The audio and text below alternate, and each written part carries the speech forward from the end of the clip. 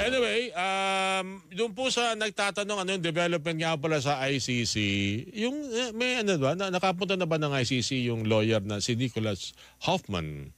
Parang hindi ko nabalitaan na nagpunta sa John. At saka wala pang... Lawyer yan. Oo, wala pang confirmed information kung tinanggap na siya ng ICC as lawyer ng dating Pangulong Rodrigo Duterte. Kasi di ba kailangan mo naman magparehistro bilang ikaw ay abogado ng naakusahan. Pero gusto lang natin linawin na base doon sa paliwanag ni Attorney Butuyan sa iyo kahapon, tsaka ng mga nakaraan pa, hindi pa siya suspect, di ba? Ay, hindi pa siya akusado. Siya po ay suspect pa lang. Doon sa inaakusa sa kanyang kaso na murder and crime against humanity. Dahil hindi pa tayo doon pumupunta sa punto ng siya ay ano ba yun? Parang pre-trial pa lang kasi hindi na ng dating Pangulo. Pagkakanawa ko, may mga witness, may mga sinabit na mga dokumento patungkol dun sa kasong crimes against humanity. Siya nga pala, may mga iba pa palang mga kadikit nun. Meron pa yung torture and rape. Pero sabi nga nung mga, teka muna, wala namang walang matibay na basihan dyan. So hindi sinama yon. Ang maganda palang paliwanag na Atty. Butuyan kahapon sa Orly, mga kapuso, ay ganito, yung hindi kailangan, di ba nagtatanong, 19 and 24 lang yung sets ng mga victims na sinasabing kasama doon sa sakop ng crime against humanity na kaso. Yun ang una kong tinanong kasi, ano ba kayo? Akala ko ba libo-libo yan? Naku, sabi ko, pag libo-libo ito, baka 30-55 na, di pa tayo tapos. Hindi pala po ganun pag sa ICC. Ang kailangan lang mapatunayan na there was a policy na ipinatupad ng isang gobyerno. At naging systematic yung pagpatay at pagpuntirya sa mga sinasabing kalaban ng na nakasakop ng kampanya ng Oplan Tokhang. At yung pinag-uusapan ngayon hanggang September 23 ay yung pagkalap ng mga karagdagang impormasyon. May mga nakita natin, meron ng lagi natin naririnig mga prima facie. Evidence, di ba? Mga ebidensya. Ibig sabihin matitibay na ebidensya. Na naghatid para magpalabas ng warrant of arrest. Okay? Mas magandang mabigyan pa tayo ng mga karagdagang kaalaman yan. Yan kinakailangan ngayon yan para po hindi ho kumakalat ang fake news. Okay, ating makakausap sa Salibang, accredited lawyer na Filipino sa International Criminal Court at Executive Director ng Center Law Philippines, si Attorney Gilbert Andres. Attorney Andres, good morning po. Welcome po sa Saksi sa Double B. Ako po si Orly and si Weng kasama natin, Attorney. Good morning po. Hi, good morning, Orly at Weng. At very early morning dito sa Netherlands. Thank you, sir. Kumusta na ho dyan? Ano na ho ang nangyayari pa sa development dyan? And kumusta po ang paghahanda, lalo-talo na noong panel, yung magde-defend kay dating Pangulong Duterte, Attorney Gilbert? Yung sa defense, hindi ko po masasabi yan kasi kami sa mga biktima. Oo. Kayo po, paano yung pinaghahandaan ang pagharap sa ICC? Okay. Oo, so palagi po namin ino-orient at ina-update yung aming mga kliyente po na mga biktima at binilatag din po namin kung anong magiging timetable. So naghahanda din po kami. Okay. So officially, Attorney Andres, kayo po ang haharap sa ICC para po doon sa mga victims. Kayo na yung abogado nila, ika nga. Okay. Kami po yung lawyers together with Attorney Joel R. Butuyan na ICC listed counsel din. Pero mayroon pa yung Weng na separate process. Opo. Yung point ng tinatawag na LRB, legal representative for victims. So that will be a separate process. At court po ang mag-appoint yan. Okay. Pero we're hoping na will be appointed po. Alright. So hindi pala yun basta yung ako'y abogado. So parang sa korte natin dito sa Pilipinas na magpasasabi ka lang sa korte na ako ang magre-represent dito sa accused na ito. Hindi ganun doon. Oo. Pero ang pinaka-condition po noon, ang pinaka-starting condition ay dapat po ang isang lawyer po ay accredited po siya sa ICC list of counsel. So nandun na po tayo. Okay. Attorney, paano pagpili ng mga witness na gagawin po ninyo pag sinimulan na po itong yung trial ng kaso? Oo. Actually, for all intents and purposes, hindi maraming witnesses. Yung with respect to victims, in fact, mayroon po mga cases na 2 lang, 3.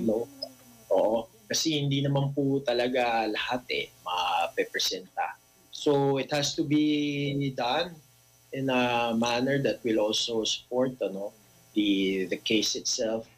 Pero gusto ko lang i-emphasize na yung the whole process ng ICC po, it's a victim-centered process kasi these proceedings are being done so that there will be justice for the victims. So yun po ang aming tinitingnan. Number 2 din po, talagang limited lang ako sa mga detalya na pwede ko pong mabigay kasi yung context po nito ay hindi po to ordinary crimes. Yes, This is an international crime. In fact, it's crimes against humanity.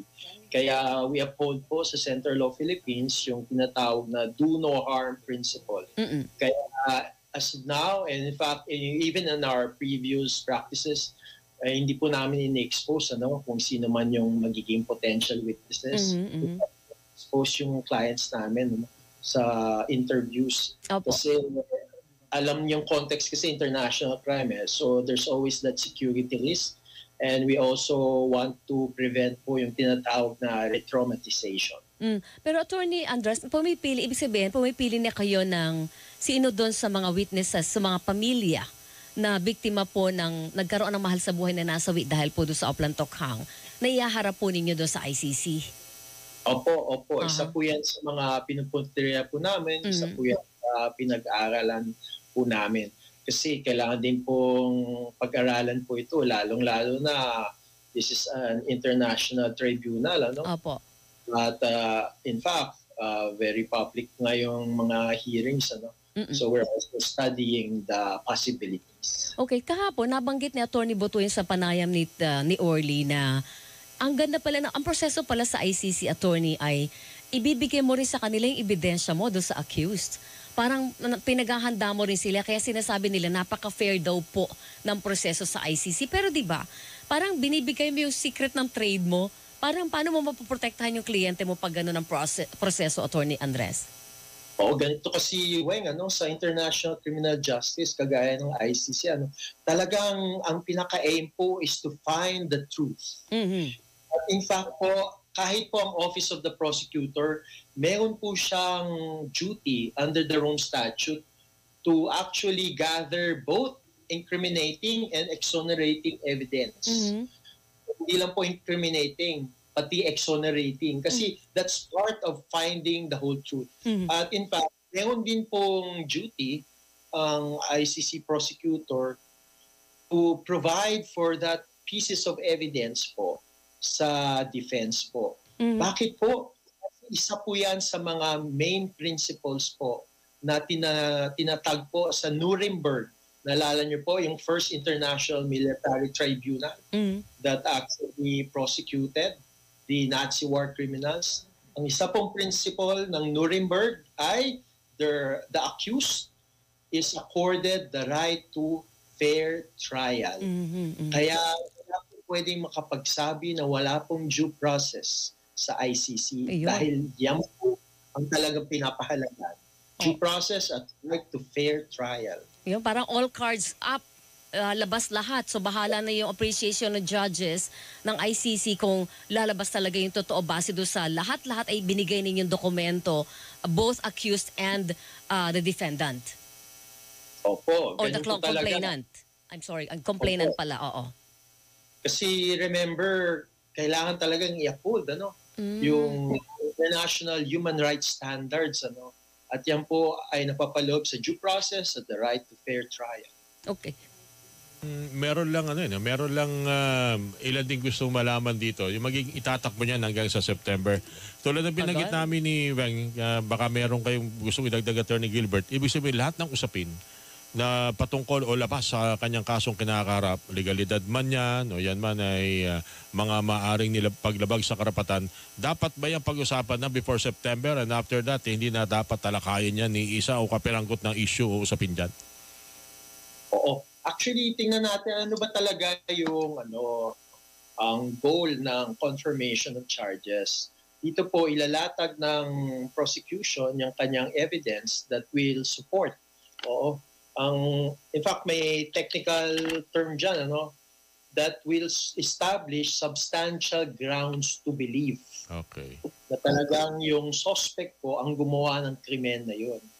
At kung ma-establish po ito ng prosecution, yung substantial grounds to believe na yung accused nga, yung gumawa ng krimen na yun, ay ipagpatuloy po sa isang full-blown trial yung kaso pong ito.